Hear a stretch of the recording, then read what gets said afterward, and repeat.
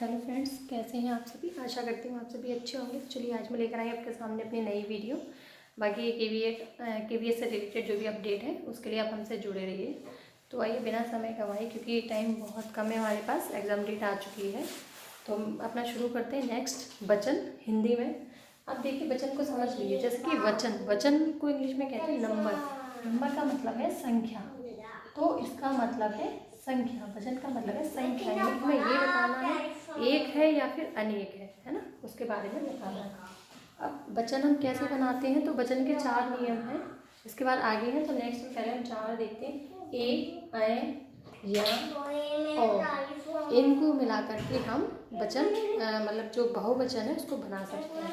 तो ये हमारे जो है एक वचन के हैं, हम यहाँ पे बहुवचन बनाएंगे इनका। इधर हम बहुवचन बनाएंगे। जैसे कि देख लीजिए, ये बना लेता हूँ लड़का। तो जो लड़का है उसका बहुवचन जब हम बनाते हैं तो लड़का का लड़के, यानी कि ए लग गया है ना, ए की मात्रा लग गई, ए की मात्रा। गधा को हम लिखेंगे गधे, तो ए की मात्रा लग गई। इसी तरीके से ए, पुस्तक में अगर हमें बहुवचन बनाना है तो पुस्तक का बनेगा ए, पुस्तकें।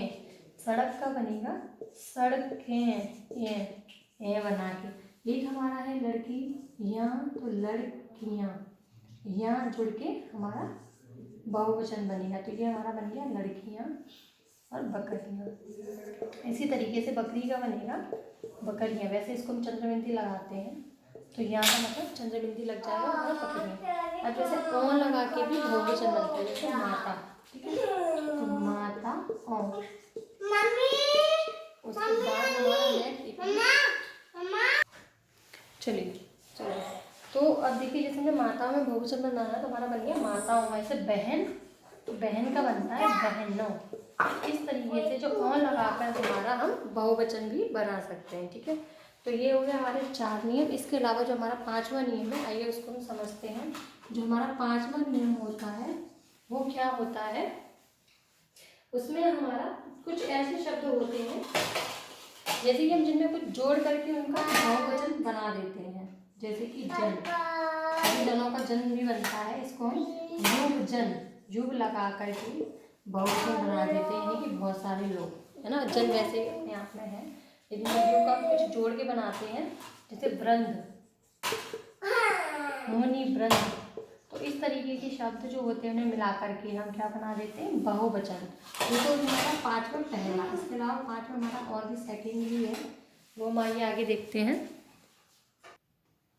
जैसे कुछ हमारे जो शब्द होते हैं वो हमेशा बहुवचन ही प्रयोग होते हैं हमेशा, है ना। जैसे प्राण, तो प्राण उड़ गए, प्राण पखेड़ो उड़ गए कहते हैं, लेकिन हमेशा बहुवचन ही प्रयोग होगा। ये आंसू, आंसू जो है वो बहुवचन में प्रयोग होगा। बाल, बाल को कभी आपने देखा है, ये एक बाल की बात हो रही है, तो बाल शब्द है, बहुत सारे बाल है, तो बाल जो है हमारा बहुवचन में ही प्रयोग होता है, ठीक है। तो ऐसे जो शब्द होते हैं ये हमेशा बहुवचन ही में ही प्रयोग होते हैं। और बाकी आप नोट कर लीजिए, हम आगे चलते हैं। देखिए चलिए, हमने ये टेबल बनाई है। कुछ शब्द ऐसे होते हैं जो हमेशा बहुवचन में प्रयोग होते हैं, वहीं कुछ शब्द ऐसे भी होते हैं जो सदैव एक वचन में प्रयोग होते हैं। तो इनको एक ही बार में समझ लेते हैं। जैसे देखिए प्राण, तो प्राण पखेड़े उड़ गए, जैसे कि हमने भी बताया था, हमेशा बहुवचन में। दर्शन करने गए, है ना। आंसू निकल आए, तो हमेशा बहुवचन में। होश उड़ गए, हमेशा बहुवचन में। उड़ गए, उड़ गया नहीं, उस उड़ गए। ऐसे बाल, कट गए, कटवा दिए गए, कुछ भी है। हस्ताक्षर कर दिया, हस्ताक्षर कर दिया नहीं होता, हस्ताक्षर कर दिए।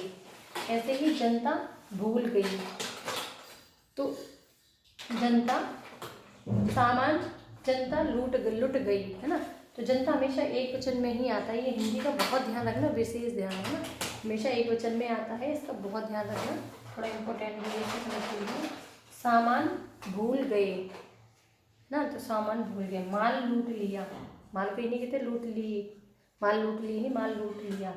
सामग्री, हवन सामग्री जल गई, तो सारी सामग्री होती है ना वो जल गई, तो इसमें भी एक वचन में। सोना, सोने का भाव कम हो गया, सोने का भाव ज़्यादा हो गया, तो हमेशा ऐसे एक वचन में।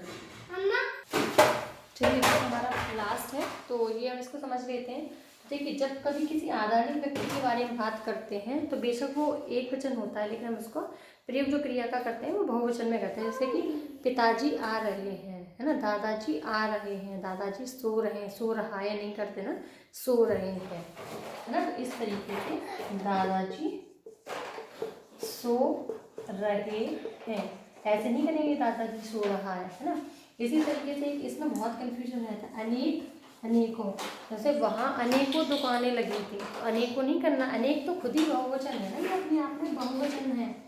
तो वहाँ अनेक दुकान लगी थी, हम कह सकते हैं अनेक दुकान लगी थी, वहाँ अनेक मंदिर थे, कुछ भी कह सकते हैं। तो अनेक और अनेकों में जो अनेकों है वो गलत है, हमेशा अनेक का ही प्रयोग करना है। तो चलिए इसी के साथ हमारा जो गद्य जो टॉपिक है वो कंप्लीट होता है। आशा करती हूँ आपको वीडियो पसंद आया होगा। प्लीज़ अगर पसंद आया लाइक शेयर और सब्सक्राइब कीजिए और हमसे जुड़े रहिए। नोटिफिकेशन वाली बेल को भी ऑन कर दीजिए आने वाली वीडियो ताकि आप तक पहुँच सकें। Thank you.